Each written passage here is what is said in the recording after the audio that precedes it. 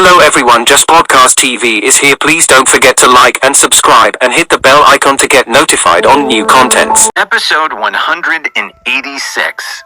How did he do it? Everyone was stunned, unable to believe it. Even Cindy displayed an expression of astonishment and disbelief. Back in school, she had never heard of James possessing such a powerful memory, but he had answered better than she would have been able to. On the stage, Witkowski also revealed a look of shock. This was unbelievable. When he looked at James again, his eyes were filled with concern. The competition continued because there were 6 more questions. Witkowski was not at ease. He felt an unprecedented pressure. On the other hand, James was unusually relaxed. He did not seem to feel any pressure at all. Their performances made the audience worried for Witkowski. They could tell he was anxious. The host continued to issue the questions. The second question was harder than the first, but James answered it even faster, in 8 seconds instead of 10. The entire auditorium was in an uproar. No one dared to doubt him anymore. After all, James had proven his strength. And at this time, because of the overwhelming pressure, Witkowski's memory became very unstable. It was only the second question, but his entire mind started to panic. He was taking a long time to answer. Under the lights of the stage, his entire body was tense, and his forehead was already covered in sweat. When he finally wrote down an answer, his eyes did not show much confidence. He did not even have the courage to look at the audience. Both men had answered correctly, but Witkowski wasn't happy at all. He had made a couple of lucky guesses. He knew his luck was bound to run out. However, James was completely different. He looked completely relaxed. In the audience, Vanessa kept shouting at James. "Yeah, nailed it!" Cindy also looked at James with admiration. All of the members of the American team and the professor who led the team started cheering for James. Although the competition had ended and the dust had settled, James still had a chance to turn the tables. If he really beat Witkowski, even if America did not win the championship trophy, James would definitely become the crownless king and be remembered as the true champion. James was still very calm. He looked down from the stage and waved to everyone. The competition continued. The 3rd, 4th, and 5th questions were answered one after another. James was faster each time. The neuroscientists and memory experts in the audience were unable to understand or explain it. In comparison, Witkowski became slower and slower, more and more uncertain, and more dispirited. Finally, on the 6th question, Witkowski answered wrong. James, on the other hand, maintained his 100% accuracy. Witkowski looked totally crestfallen. James walked over and comforted him. "It doesn't matter. There's still one more question. Let's continue." "But I have lost. Is there any need to continue?" Witkowski asked hesitantly. "Of course. We are both memory masters. Don't you want to test yourself with the hardest question possible?" As soon as he finished speaking, the whole audience felt respect for James.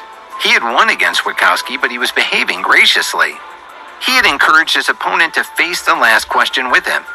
Witkowski looked at James gratefully and nodded. The 7th question finally began. This one was unique. They had to remember the positions of the color blocks on each side of a cube as it rotated. The cube was made up of a total of 1,800 blocks.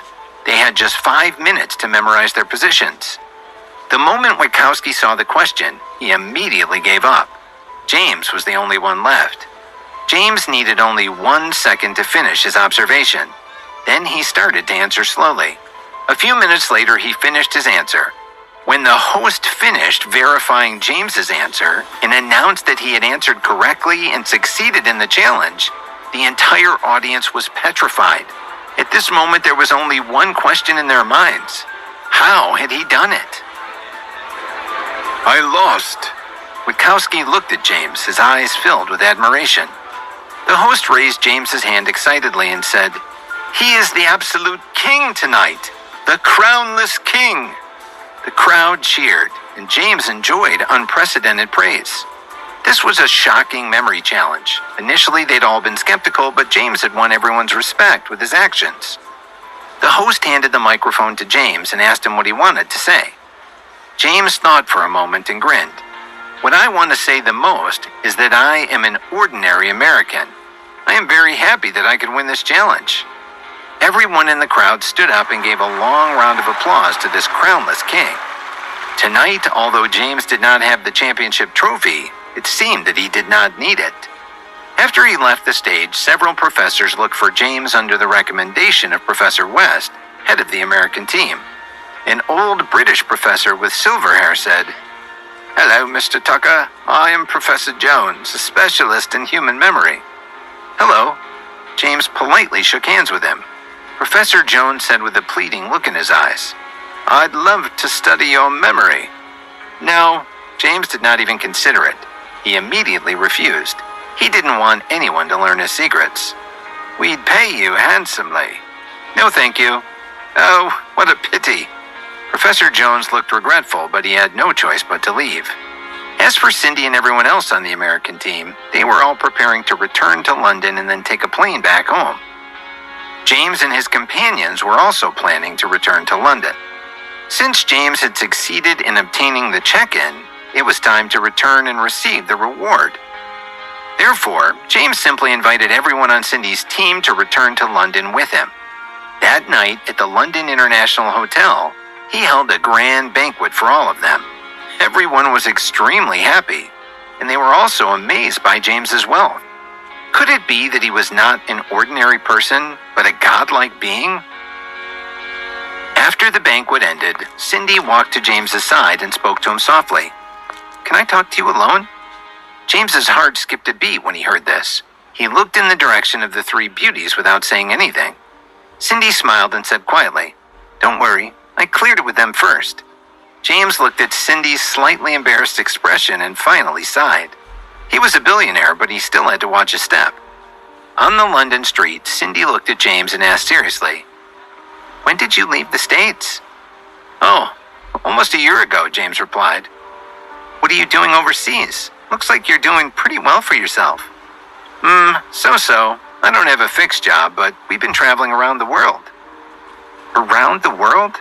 You have the money for that?" James didn't explain further. He quickly changed the topic. "What are you doing these days?" The wind on the street was gentle, but Cindy's heart was troubled. This once excellent man had become even more outstanding. Her expression became melancholy. No one could understand the pain in her heart. Finally, when James brought Cindy back to the hotel, Vanessa, Krista, and Katie were all waiting for him out front. Vanessa looked at James and said with a smile, "Why don't you let Cindy come with us to the next check-in?" Cindy seemed interested. She blinked her beautiful big eyes and looked at James. However, James shook his head firmly and said, "What are you talking about? She's got her own life. She can't just drop everything and run off." He was suspicious. How could these women be willing to let him take on yet another woman? They were simply testing him to see if he was fickle.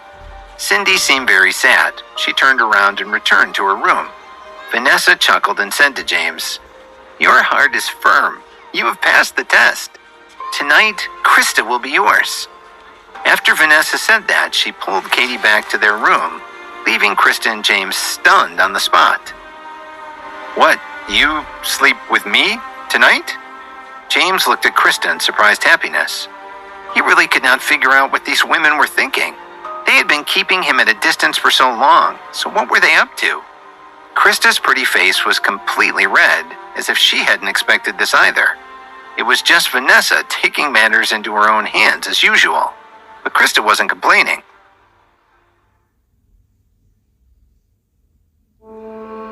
Episode 187, Going Back Home. James and Krista stared at each other. The contrast in their expressions was definitely something to look at. While James's face was graced with a mischievous grin, Krista appeared to be rather confused. There was an awkward silence between the two. "I didn't know that they were planning something like this." Krista finally spoke a few minutes after the door closed. "It's fine. You know how Vanessa is," James replied in a reassuring manner. Once again, that awkward silence had made its way to their conversation. It was not their first time spending time alone, but after the stunt Vanessa pulled on them, both were at a loss for words. James, however, was pretty used to Vanessa's antics and knew very well that unlike him, Krista must be severely overwhelmed by this situation. He decided to take matters into his own hands and change the atmosphere of the room. "Are you in the mood for some wine?" he asked in an attempt to lighten the mood. "Sure." Krista played along with him. In just a few minutes, a bottle of Cabernet Sauvignon was delivered to their room. James took Krista's hand and sat her on the sofa chair near the window. He poured them some wine and they sipped on it, savoring the drink in the moment. She felt relaxed, safe, and calm. It was as if the awkwardness she had been experiencing before had suddenly vanished into thin air. Her mind was at ease. All the memories of the last few months came rushing back to her at this moment. One by one, she started to recall the many milestones she experienced, like how she had met James, and how she fell for him. Oh, and the time she leisurely spent on his yacht with the girls, the way they fought for their lives on the deserted island and then traveled across the globe with him. Everything felt like a dream to her. She couldn't help but feel grateful for the young man standing in front of her. He had shown her nothing but kindness, and that's all she could ask for. A hint of red started to appear on Krista's face, and James could immediately tell that she was blushing. A sight for sore eyes, indeed. He took her hand again and asked, "What's on your mind, m'lady?" Krista couldn't help but giggle. James was making her feel like a teenage girl experiencing her first crush. Was that too corny? I'm not the best at this, you know. No, it was perfect. You're perfect. Krista immediately tugged onto his hand harder to reassure him. This was the happiest she had been in a while. James swiftly moved to sit next to her on the couch. The faint moonlight coming through the window made her look all the more endearing. He couldn't help but be awestruck by her beauty. In the next moment, Krista could feel his lips on hers. There was nothing she wanted to do more than kiss the love of her life. The pair enjoyed their blissful moment together. After a while, James got up to pour them more wine. He refilled their glasses and sat next to Krista, who was fixing her hair and looked a little embarrassed. He couldn't help but laugh, which made Krista chuckle too. "Do you know my love language is quality time?" Krista suddenly blurted out as James sat next to her again. James had an eager look on his face. "Is that so? I wonder what mine is. Maybe physical touch." This unexpected reply given by Krista made them both laugh. She interlocked their hands together and put her head on his shoulder. "I had always wanted to spend more time with you alone. I realize that we have had so many adventures together, but I barely know anything about you." "Well, we have time now. Go on, Krista. You can ask me anything." James encouraged her. So I know you are James Tucker, and I know that you are a self-made billionaire. You have companies and properties all over the globe. You have contacts and connections that people can only imagine about. And to top this all, you are still expanding your business. You are almost like magic, you know. And I can't help but wonder, where did it all start? Where do you come from? I feel like I hardly know anything about your roots. Krista had seen the corporate world, and she knew that there were things that could just not be done so easily over calls. She was curious to know how James managed to pull such huge deals with such a minimal staff. Although she had sworn her loyalty to James and had decided to follow him no matter what, the curiosity in her mind to know about these things was constantly at its peak. James quietly listened to Krista. He was wondering how he was supposed to answer her questions. He knew that a day would come when somebody would ask him these questions, and he wasn't surprised that it happened to be Krista. He knew she just wanted to know him better, but he couldn't help but feel anxious. He obviously couldn't reveal his secrets to her. Krista could sense the tension that had started to cloud the room suddenly. She immediately spoke out. I'm so sorry. I didn't mean to put you on the spot. I was just curious." "It's all right, Krista," James replied calmly. "It's only natural for you to be curious about these things. The truth is, I don't like to talk about myself. But to put it briefly, I have some trusted people around the globe that I can depend on for anything. And as for where I come from, well, I think the most special people in my life can answer this better." "And who are we talking about here?" Krista asked earnestly. "My parents, of course. I had been meaning to go back home and visit them. Oh, Krista, you'll love them. Both Vanessa and Katie have met them. I think you should too now." A hint of jealousy appeared on Krista's face. She couldn't help but feel left out. All the inquisitiveness of the moment in her mind was replaced with envy. She needed to meet his parents too, and make a good impression. James could easily sense what was going on in Krista's mind. He let out a sigh of relief because he was able to dodge the questions, while simultaneously satisfying Krista's curiosity. But now he had a new adventure gracing before him. He had a hunch that Krista would now get impatient to meet his parents. What followed next proved him right. "Hey James, I know that you were planning to visit your parents after our trip to the Ice Islands, but I am just too eager now. Can you perhaps postpone your plans and take me to meet your parents first? Only if it's okay with you," asked Krista. This was the first time she had asked James for something. James just couldn't say no. "All right, as you wish, my lady," said James. "Thank you so much, James," Krista replied happily as she kissed him. In all truthfulness, James had been meaning to go and visit his parents for a long time. They were always eager to see him, and he felt like he was finally at a place where he could take the girls with him. Plus, who knows, there might be some new check-ins there. The atmosphere in the room was finally at peace again as the night got darker. "Should we go to bed now?" Krista replied drowsily. James smiled as he took her hand as they headed over to the bed. "I will make all the reservations tomorrow and you can inform the girls. I'm very excited to take you all to my town." Krista, whose eyes were barely managing to stay open, now smiled at him. "I can't wait to see what life has in store for us next." James planted a kiss on her forehead as they cuddled their way to sleep. In the last season, we saw James travel the world with his ladies, Vanessa, Katie, and Krista, checking into various locations and completing different tasks. They had many thrilling adventures together which helped strengthen their personal relationships. However, in the end, Krista expressed her desire to know James better, so he promised to take everyone to his hometown for a getaway. James wanted to catch a little break too, but little did he know that things were only about to get crazier. It was deep into the night, and everything was still. The faint light from the moon casted a warm aura. James and Krista were both in a slumber, wrapped in each other's arms. The only sound in the room was their heavy breathing. The night wind pushed lightly through an open window. The ambience felt so peaceful. James's phone suddenly rang. It instantly broke his sleep and his peace was immediately extinguished. Krista released her hands from around his neck. The two of them pulled apart. "Who the hell is calling me this late?" James reached out for his phone from the bedside and took a look. Oh, it was Cindy Yarrow calling. Campus beauty Cindy, James mused aloud. It was all too strange. He turned over to face Krista and noticed a cold and resentful expression all over her face.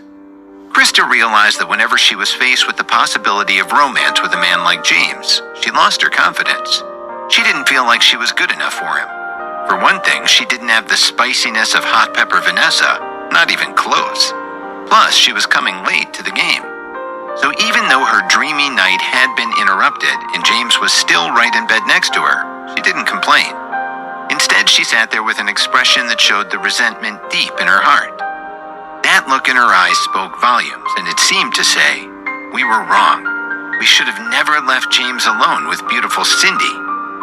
As soon as the words had left James's lips, he knew that he'd said the wrong thing. He hurriedly covered his mouth with one hand, his face full of guilt. This night was supposed to be their special night. The phone was still ringing, and the atmosphere between the two of them felt awkward.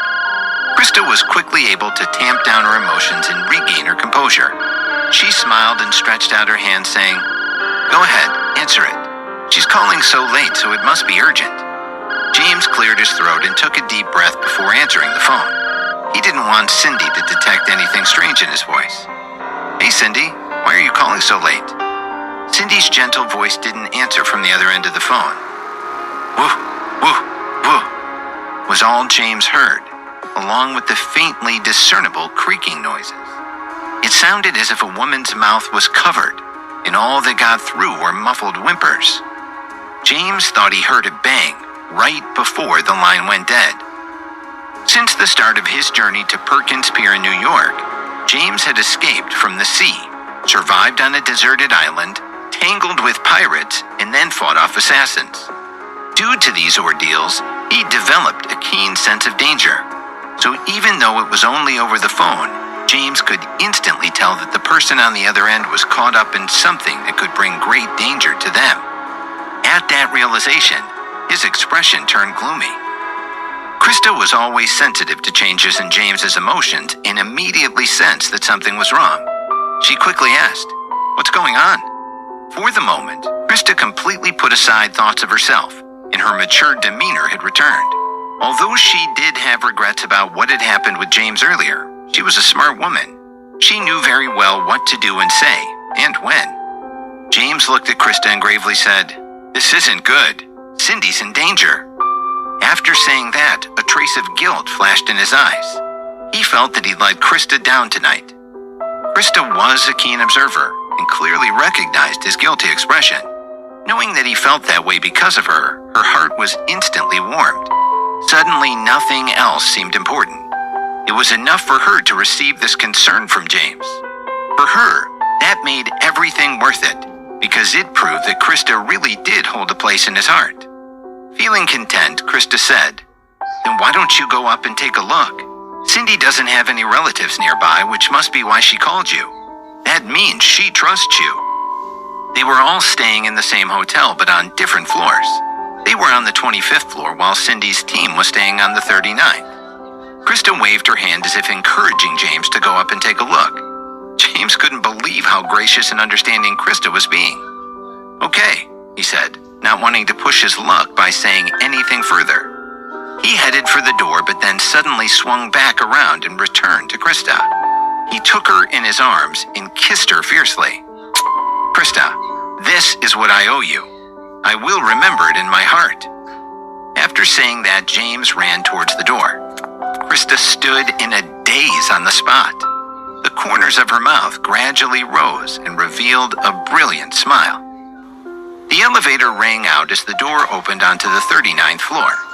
James rushed out of the elevator and headed straight down the hallway to room 3912, the room he knew that was Cindy's. James pounded on the door with all his might, but he didn't receive any response from inside the room. "Cindy, are you inside?" James called. "Cindy, open the door." His voice was filled with anxiety. "Cindy," James shouted. Although he hadn't had much contact with Cindy, they were schoolmates who shared classes. They also shared mutual feelings of adoration. So if Cindy were in real trouble, how could he stand idly by? Plus, he was right there. James knocked on the door even harder, and the sound of it grew louder. So loud, in fact, that several people in adjacent rooms poked their heads out of the doorways to see what all the racket was, and looked annoyed by James's behavior. And still, there was no response from inside Cindy's room. "Mr. Tucker, why are you here? Did something happen?" A voice behind James suddenly asked. James turned around to see a man in his 20s. It was Clark Barton, Professor West's teaching assistant, as well as a member of Cindy's team. James was so frantic that he took a step forward and grabbed Clark's arm and urgently asked, "Clark, have you seen Cindy?" James had latched onto Clark's arm with such strength that Clark cried out, "Ow!" Realizing he'd lost control of himself, James quickly released Clark's arm. Clark took a deep breath and replied, "No, wasn't she with you tonight?" "She came back a long time ago," James explained, "and then she just called me.